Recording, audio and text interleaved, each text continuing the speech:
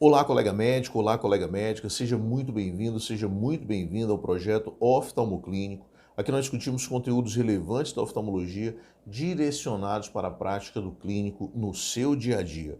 Eu sou o Dr. Jardel Rodrigues e o nosso tema de hoje, como encaminhar o seu paciente ao especialista, ao oftalmologista, passo a passo. Quando eu falo sobre encaminhamento, na sua faculdade, na academia, você foi treinado, né? Forneceram para você um protocolo, provavelmente na disciplina de urgência e emergência, e neste protocolo continha o passo a passo de como você encaminhar um paciente grave, né, a um outro hospital, a uma referência. E nisso você aprendeu, né, a estabelecer um contato, a informar a ida desse paciente, a transferir esse paciente com segurança, não é verdade? O mesmo não aconteceu, pelo menos na grande maioria dos serviços, para a transferência, para o encaminhamento de um paciente a nível ambulatorial.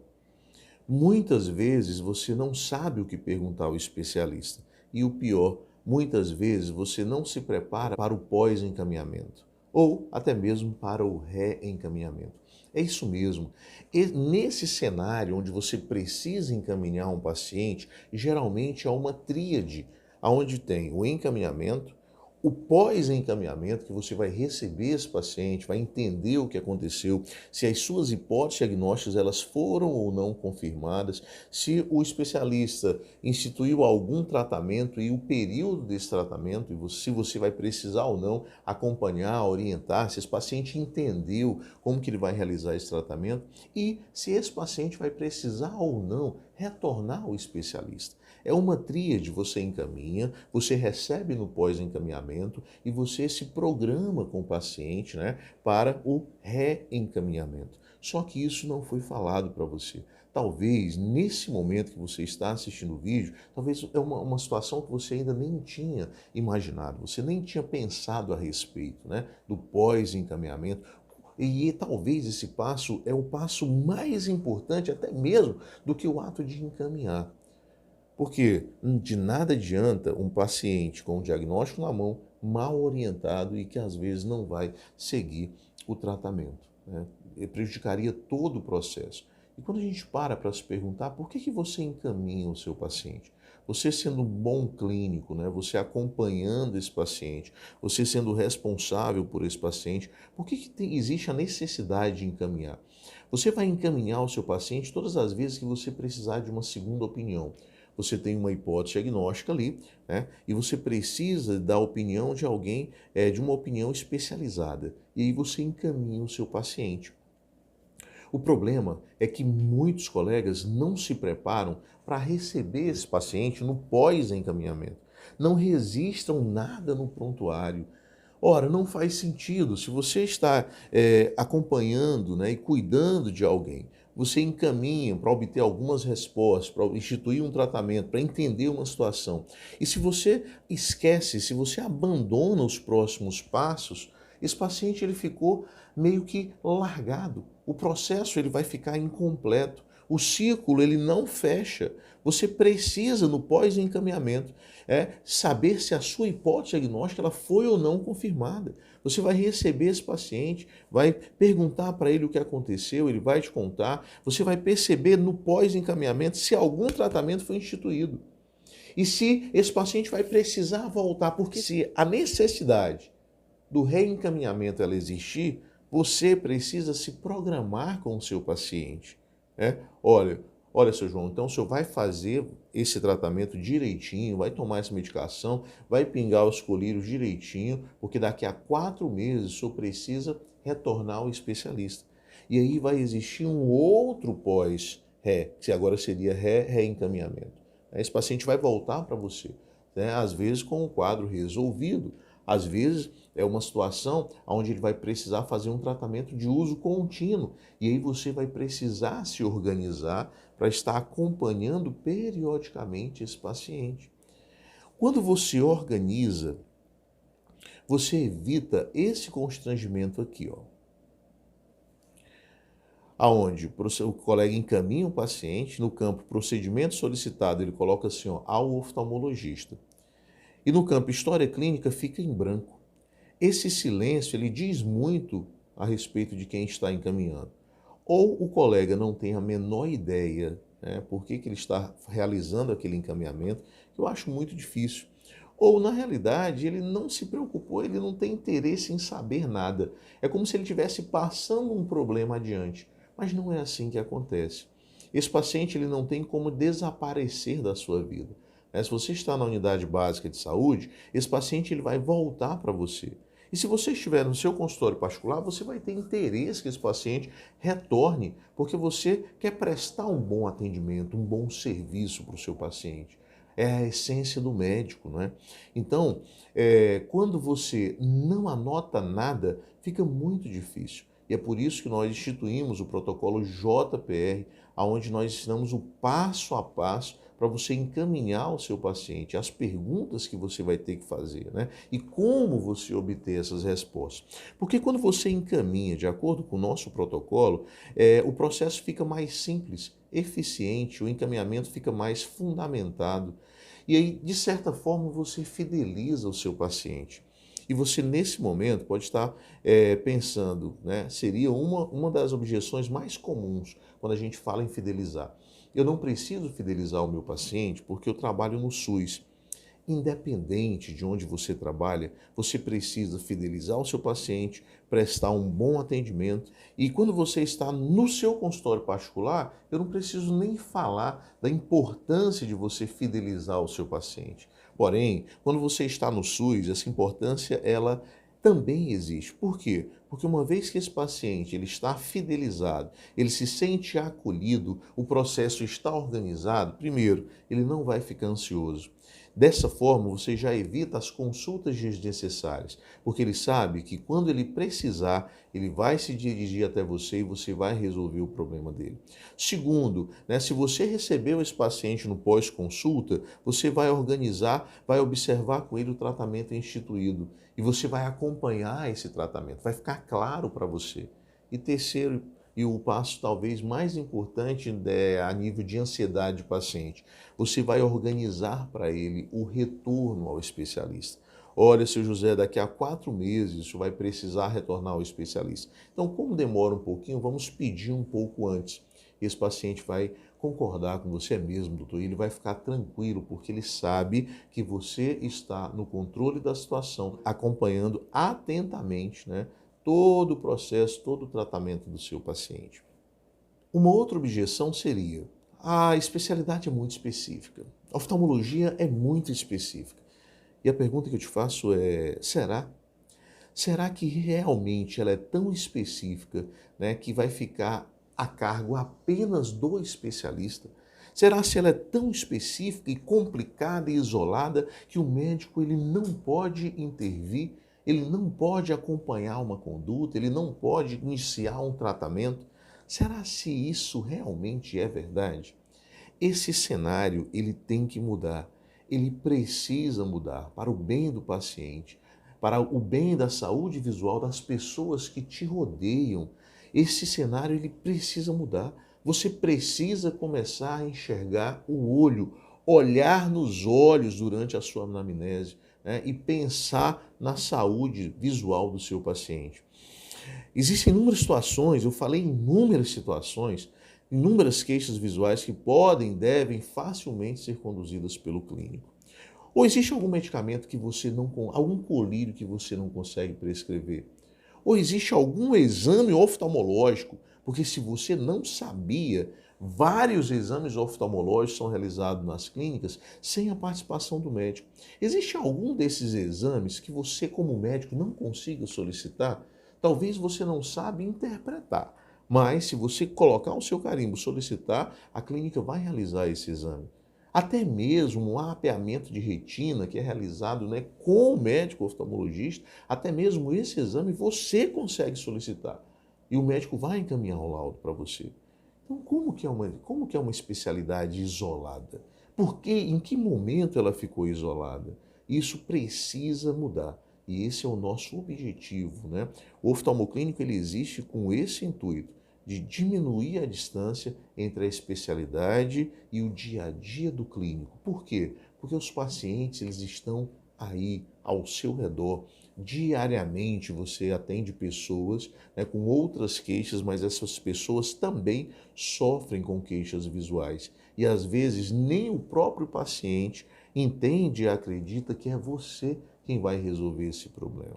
Imagina um paciente com pterígio que reclama que esse olho arde diariamente. Uma conduta simples, um bom exame físico e de forma simples e prática, você poderia estar prescrevendo colírio para esse paciente, melhorando a qualidade de vida desse paciente. Imagina alguém que diariamente vive com um pouquinho, né, uma pequena porção de uma essência de pimenta nos olhos, diariamente.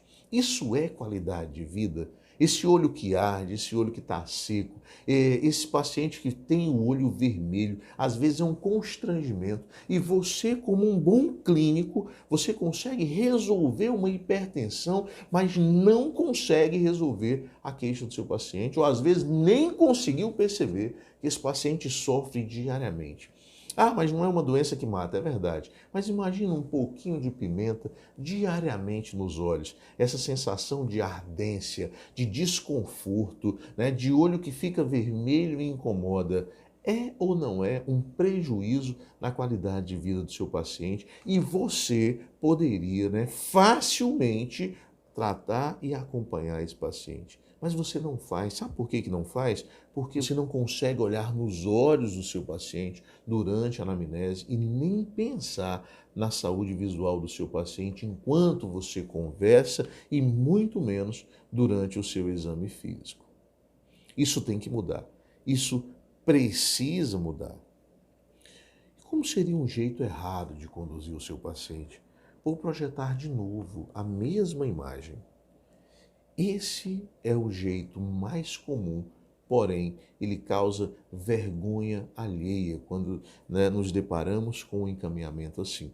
Ao oftalmologista e o outro campo em branco, sem nada registrado. Né? Não pensaram em nada, o pessoal não tem interesse em saber nada. Imagina se o especialista vai se dar ao trabalho de preencher a contrarreferência. Por quê? Esse paciente não foi referenciado, ele só foi encaminhado como se fosse uma seta apontando, né, o caminho do consultório e ele não chegou antes porque existia uma fila. E o jeito correto? Eu vou mostrar para você, né, e vou utilizar um caso clínico para isso. Vou mostrar na prática, né, para que você, ao final dessa aula, você consiga colocar em prática, né, tudo que vai ser explicado a partir de agora, no passo a passo. Todas as vezes que você for encaminhar um paciente, você precisa parar e pensar no objetivo desse encaminhamento. Esse é o primeiro ponto. Por que você vai encaminhar esse paciente? E o que o especialista vai fazer? Você precisa ter essa projeção para iniciar o processo. Então vamos iniciar aqui com o primeiro caso, um paciente diabético. Você está diante de um paciente diabético e é importante registrar nesse momento que esse paciente ele pode estar com ou sem queixas. Isso mesmo. Você deve encaminhar um paciente diabético ao médico oftalmologista, ele com ou sem queixas visuais. E agora eu vou ensinar você a fundamentar o seu encaminhamento. Então, nesse caso, qual será o objetivo do seu encaminhamento? Por que você, como clínico, vai precisar encaminhar o seu paciente diabético ao especialista? O seu objetivo durante o seu encaminhamento é avaliar a saúde da retina. Isso mesmo, o diabetes ele provoca alterações na retina do paciente. E aí você precisa avaliar a saúde dessa retina. Você está pensando nesse momento em retinopatia. E como que o especialista vai fazer essa avaliação? Através do exame de fundo de olho, através da fundoscopia. É o momento que o paciente está, né, colocado, posicionado na lâmpada de fenda, e o especialista com uma lente, ele consegue, uma lente associada ao microscópio, à lâmpada de fenda, ele consegue, né, visualizar o fundo de olho desse paciente. E se tiver necessidade, ele pode até mesmo solicitar ainda um mapeamento de retina.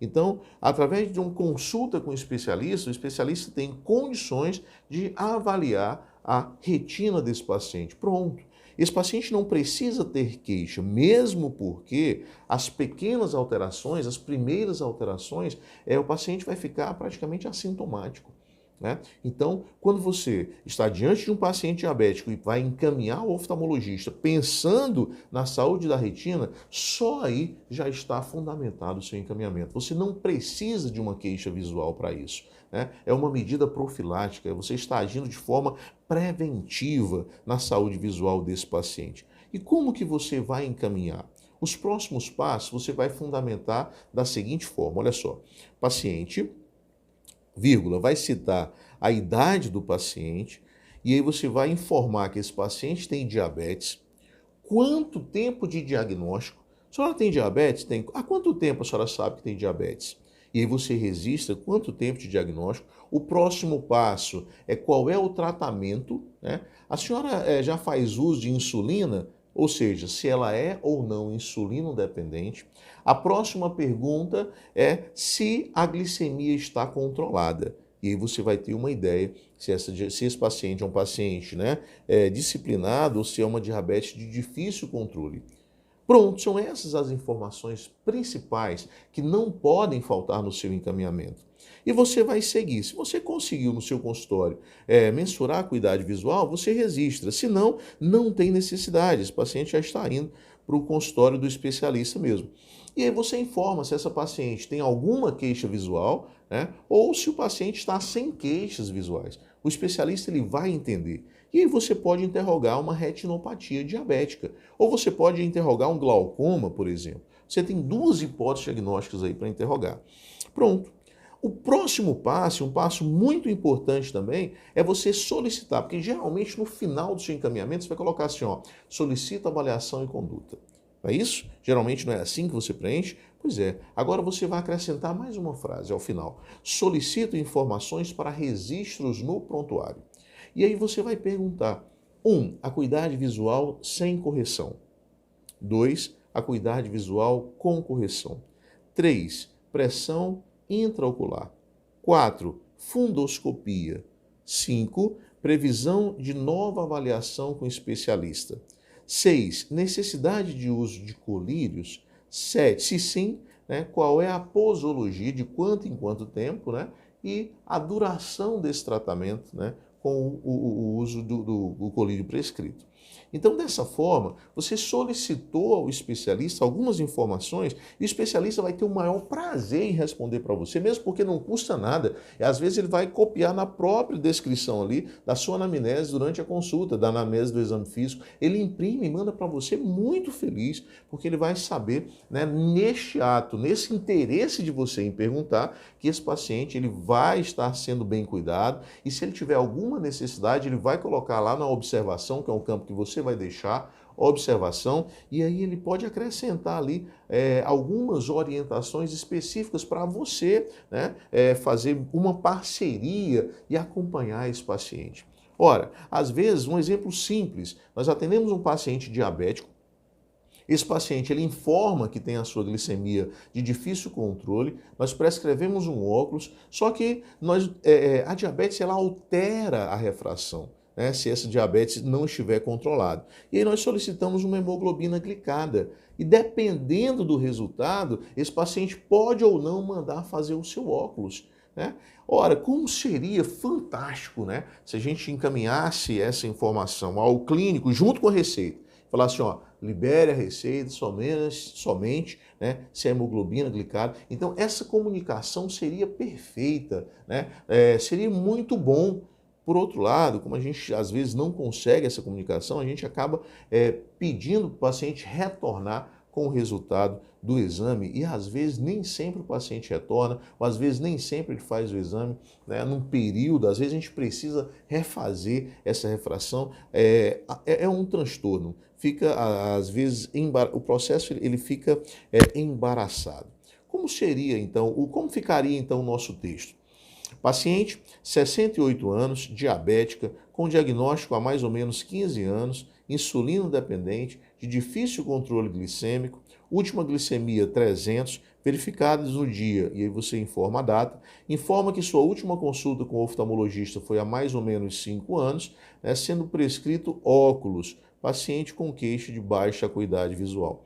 Nesse momento, você informa a idade do paciente, informa o diagnóstico, esse paciente é diabética. Ora, um paciente que está aí há 15 anos de evolução, existe uma probabilidade muito grande, né, de danos na retina. E aí você informou ainda que essa paciente é de difícil controle, ou seja, o especialista ele já entendeu que ele precisa ter uma abordagem diferenciada com essa paciente, uma vez que essa paciente é uma paciente rebelde, né? Então você informa que na última glicemia não estava controlada, informa que ela não tem o hábito de frequentar regularmente o oftalmologista, porque sua última consulta foi há mais ou menos 5 anos, e você informa ainda que nesse momento existe uma queixa visual sim. Essa paciente está com queixa de baixa acuidade, ela não está enxergando bem. Ora, você percebe que em um texto, onde provavelmente não vai te custar mais do que 3 ou 4 minutos, você conseguiu organizar e fornecer informações preciosas ao especialista. Você consegue enxergar que nesse encaminhamento você está contribuindo para o bom andamento da consulta? O paciente, o colega, quando ele bater o olho nesse encaminhamento, ele vai saber que esse paciente ele tem um bom clínico e que esse clínico está acompanhando. Ele vai ficar feliz, né? Ele vai se empenhar em responder o seu prontuário, o seu questionário, que nesse momento ele nem sabe ainda, né, que ele vai precisar responder um questionário, mas eu vou te dar o passo a passo de como você obter essa contrarreferência, né, de forma eficiente e prática. Então, olha só, você solicitou aí a avaliação em conduta e você acrescentou na outra linha, solicita as informações abaixo para registro no prontuário. E aí você vai listar acuidade visual sem correção, acuidade visual com correção, pressão intraocular alvo, porque às vezes o seu paciente ele tem uma PIL de 21, mas para ele, né, para aquele olho específico, o ideal é que essa PIL fosse abaixo de 14. Então você pergunta quanto que está a PIL e quanto que é a PIL-alvo para esse paciente, né, para que você tenha uma noção. A fundoscopia, né, nesse momento você quer saber se tem ou não retinopatia diabética ali, se tem previsão de nova avaliação, porque aí você consegue organizar o retorno, o reencaminhamento, né? Se vai ter necessidade ou não do uso de colírio, até mesmo para que você possa estar acompanhando, né? Por quanto tempo esse colírio? Porque às vezes o paciente ele comprou um frasquinho e pronto. Ele comprou o único frasquinho e sumiu, né? Disse, doutor, eu entendi que era só um mesmo. E às vezes é um colírio que a partir de agora ele vai precisar usar todos os dias, é um medicamento de uso contínuo. Tem necessidade de óculos, né? E aí você questiona, tem necessidade de cirurgia? E você pergunta se, em caso afirmativo, se essa cirurgia é urgente. Nesse momento, eu já sei, a sua principal objeção é que o médico não vai parar para responder isso aqui. Você fala isso porque é como se o especialista fosse parar a vida para responder esse questionário para você, mas não. Essas informações, o médico ele já obteve durante a anamnese, durante a consulta, ele já obteve tudo isso aqui. O que ele vai fazer na realidade é só um Ctrl+C, vai imprimir e vai entregar para o paciente levar para você. Mas se mesmo assim você não estiver convencido, você entrega um modelo de formulário para ele preencher na mão do paciente. E você fala assim, olha, é muito importante a obtenção desses dados para que eu possa registrar no seu prontuário e para que eu possa acompanhar o seu tratamento. Fica muito mais difícil, né? Uma vez que o paciente ele está com esse questionário, primeiro, ele vai se preocupar em guardar. Ele vai guardar, ele vai pedir para o médico preencher, para o especialista preencher, porque ele está com essa missão de levar até você. né, de trazer essas informações. E uma vez que você está diante dessas informações, você vai agora registrar no prontuário do paciente e vai ficar tudo mais organizado. Por quê? Imagina, às vezes o paciente, o médico não prescreveu óculos, não tem indicação de óculos ou não vai melhorar com óculos.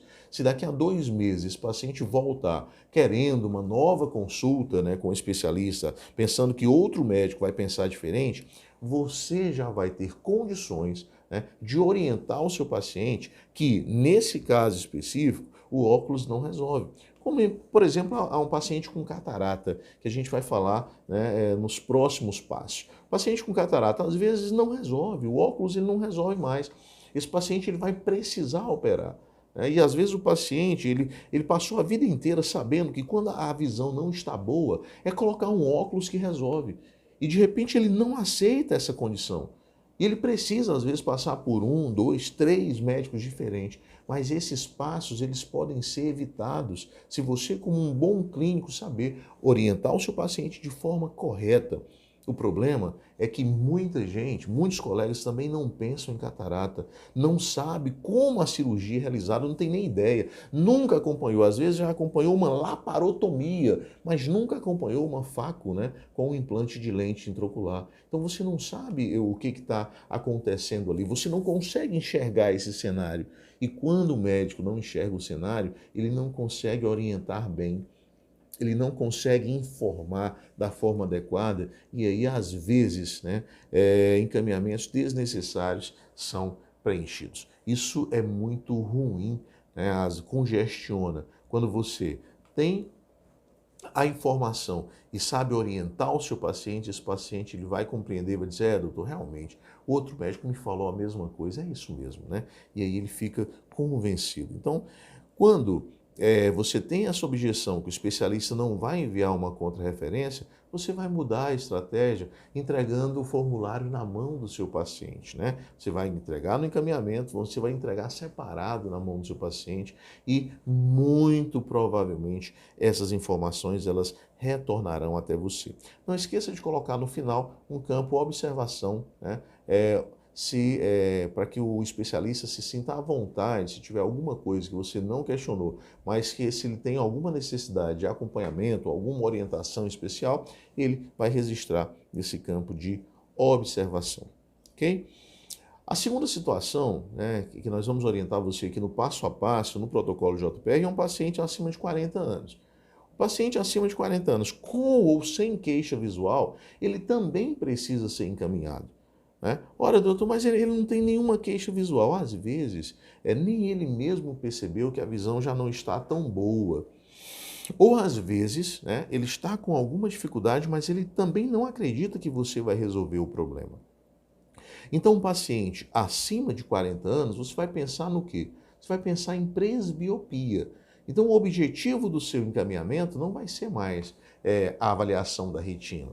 O objetivo do seu encaminhamento, nesse momento, você está interessado em avaliar a visão desse paciente para perto, né? Ou seja, o objetivo do seu encaminhamento vai ser avaliar a acuidade visual desse paciente. E como que você vai encaminhar, né? Mesma sequência, paciente, idade, se ele tem ou não alguma comorbidade. Se você conseguiu mensurar a acuidade visual, você resiste no seu consultório, né? Mas se você não conseguiu, porque às vezes você consegue a acuidade visual para longe, mas você não consegue aferir de uma forma eficiente a acuidade para perto. E é por isso que você está encaminhando, né? E você vai interrogar uma presbiopia.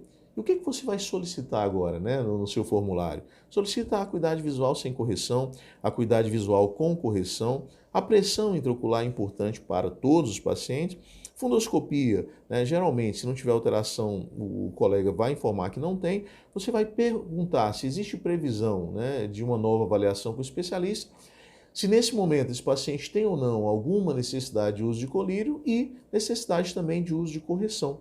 Pronto. Você está no pós-encaminhamento com essas informações. Porque provavelmente o seu paciente vai precisar usar óculos.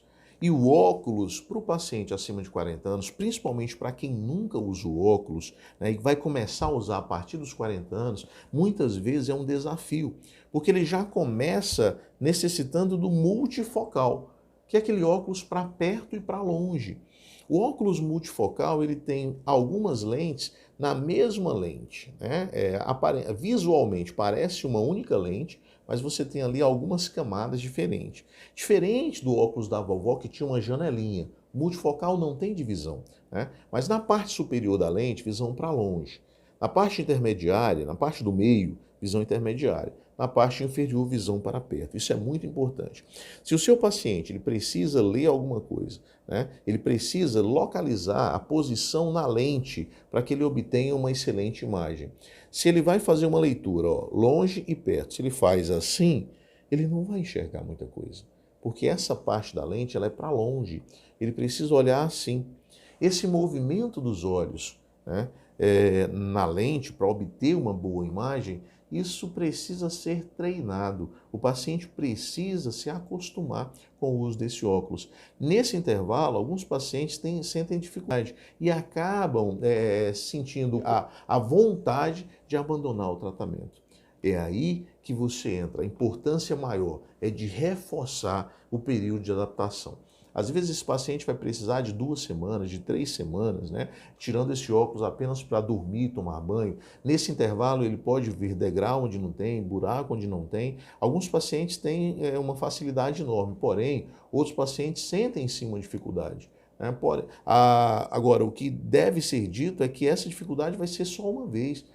Uma vez que ele aprendeu a usar o óculos multifocal, ele não vai sofrer mais, né, com esse problema.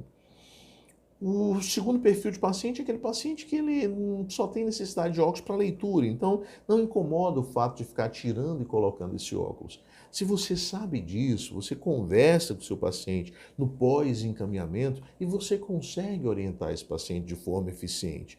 Imagina esse paciente, daqui a 4 meses ele retorna para você por outras queixas e ele não está usando óculos. Ele não conseguiu fazer uma adaptação com o óculos e a qualidade de vida continua ruim. Você precisa mais uma vez intervir.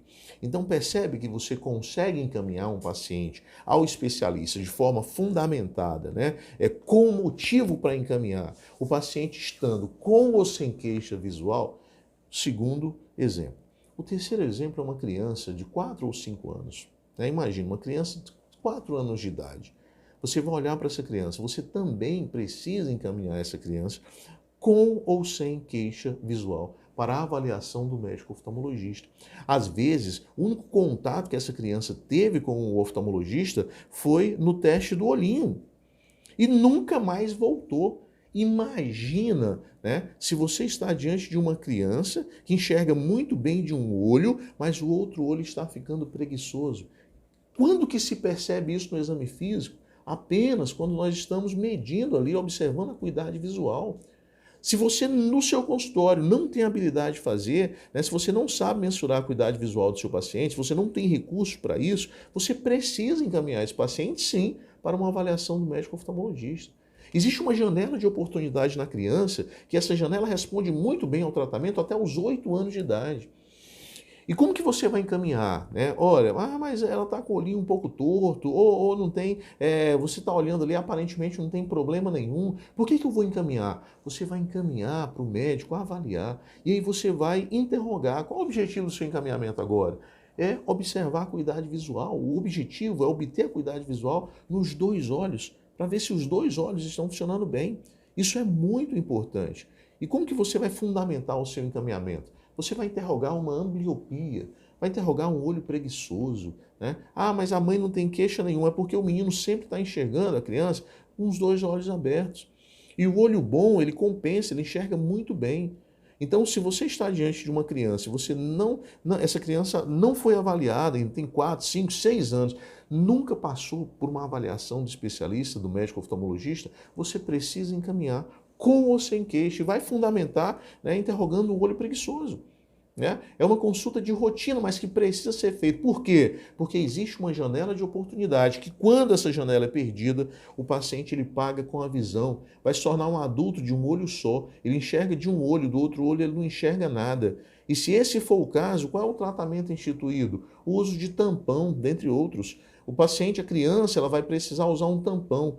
E você acha que o tampão é no olho ruim? Não, o tampão é no olho bom, para estimular o desenvolvimento do olho que está se tornando, está ficando preguiçoso. É ou não é um desafio para a mãe? Será que essa mãe vai conseguir vencer, né, esse desafio diariamente? Essa criança chorando, querendo enxergar com outro olho. Às vezes esse tampão precisa ficar por horas, diariamente. Você acha que é fácil para essa mãe? É muito difícil. E você estando do lado, orientando, falando da importância, reforçando com ela, porque às vezes a objeção é assim, o especialista já falou uma vez, mas você é que vai ter contato com essa mãe. Às vezes você está olhando essa mãe numa consulta com ela, mãe. Às vezes ela não vai voltar com a criança, a saúde é de ferro, doutor. Essa criança é uma saúde de ferro. Dificilmente essa criança vai voltar com você, mas às vezes a mãe volta, às vezes você tem contato e você pergunta, está conseguindo, né, realizar o tratamento dele direitinho? Como é que está a evolução? E isso é muito importante. Percebe que você tem como fundamentar o objetivo, avaliar a acuidade visual. Como que você vai encaminhar? Vai encaminhar a criança. Você fala se tem ou não tem queixa e manda o formulário solicitando a acuidade visual sem correção, com correção, pressão intraocular, né, já vai ser observada ali ou não, fundoscopia, né, se tem alguma alteração, se tem necessidade de retorno com o especialista, se vai ter necessidade de uso ou não de tampão, se vai interrogar a necessidade de tampão, e o médico, o especialista, ele vai saber que essa criança vai estar sendo bem cuidada, bem acompanhada, porque tem um bom clínico, né, preocupado com a saúde visual dessa criança. Uma outra situação é a visão do idoso. O que você vai pensar diante de um paciente idoso? Ora, você vai pensar em catarata. Na sua anamnese vai dizer, o senhor está enxergando bem? Ele vai responder para você se sim ou se não. E aí você faz a outra pergunta para saber se ele já operou ou não de catarata. O senhor já fez alguma cirurgia no olho? Se ele responder sim, você vai perguntar, e já fez a limpeza da lente? Porque a realização da facoemulsificação e do implante de lente intraocular, ela exige, com o passar do tempo, essa lente vai embaçar e necessita da limpeza da lente. E essa limpeza é realizada geralmente uma vez. O paciente não tem necessidade de fazer novas limpezas. Ah, tem que limpar todo ano. Não. É feito com laser, é não invasivo, uma vez apenas, e resolve o problema desse paciente.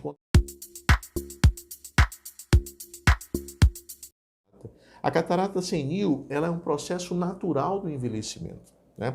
Todos nós teremos. Agora, é importante saber em que momento que essa catarata ela já está tão importante que ela prejudica a acuidade visual mesmo com o uso da correção. É exatamente a partir daí que deve ser pensado, né, numa intervenção cirúrgica. E é importante você, como clínico, também, no pós-consulta com o especialista, perguntar para esse paciente, olha, você vai receber o paciente novamente, você vai perguntar aquele mesmo formulário, né? E aí você vai observar a pressão intraocular, aquele mesmo formulário. Mas o importante aqui é você perceber se o médico indicou ou não. Primeiro, se ele passou ou não o óculos. Porque se o colega prescreveu o óculos, é sinal que mesmo com a catarata, esse paciente ainda está enxergando bem. Segundo, se foi solicitado ou não a cirurgia. Porque uma vez que é indicada uma cirurgia, e quando nós estamos falando de catarata, nós estamos falando de olho, e todos nós trememos na base quando o assunto é cirurgia ocular. Né? Pode até parecer comum para você, mas quando é o seu olho, você vai ficar preocupado. Você vai pensar, será? Né? E se algo acontecer? Todos nós, independente da classe, independente da posição, todos nós ficamos preocupados. Uma coisa é você operar o dedo, a outra coisa é você operar um apendicite, a outra coisa é você operar o seu olho, né? Todos nós ficamos preocupados e com o paciente não é diferente. Esse paciente ele precisa conversar em casa, os filhos precisam entender e aceitar, o ambiente familiar precisa estar agradável, esse paciente ele precisa se organizar, às vezes em questão do tempo. Então é um processo, às vezes, que demora um pouquinho. E quando esse processo é acompanhado pelo clínico, ele é bem mais suave, ele é bem mais favorável, ele é bem mais simples de ser resolvido. Por isso a importância de você saber. O médico prescreveu óculos, né? Ele passou, ele indicou alguma cirurgia. E outra, se o médico não prescreveu óculos, é sinal que essa catarata está tão avançada que o óculos não ajuda mais. Por que é importante você saber e registrar isso no prontuário? Porque imagina, daqui a 3 meses o paciente ele volta para você, igual já foi falado, né, anteriormente. E aí você sabe indicar, você vai saber orientar o seu paciente que ele precisa, na realidade, da cirurgia. Porque se ele tiver com medo de operar, ele vai sempre buscar outras alternativas. Doutor, mas será que não tem um colíriozinho não, hein? Para melhorar essa visão? Eu quero só que melhore mesmo. Eu queria só que ele passasse um óculosinho só para melhorar mesmo, né? E depois eu vejo a questão da cirurgia. Em outras palavras, ele está falando para você, eu quero um óculos, eu quero enxergar melhor, porque eu não quero operar agora. E você precisa orientar. Catarata é a principal causa de cegueira reversível no mundo. A boa notícia é se o problema for apenas a catarata, uma vez que esse paciente é submetido à facoemulsificação mais um implante de lente intraocular, essa visão ela é retomada, né? E nós temos aí excelentes resultados, né, após a cirurgia de faco e lil. Fiquem com Deus, um excelente plantão e um forte abraço.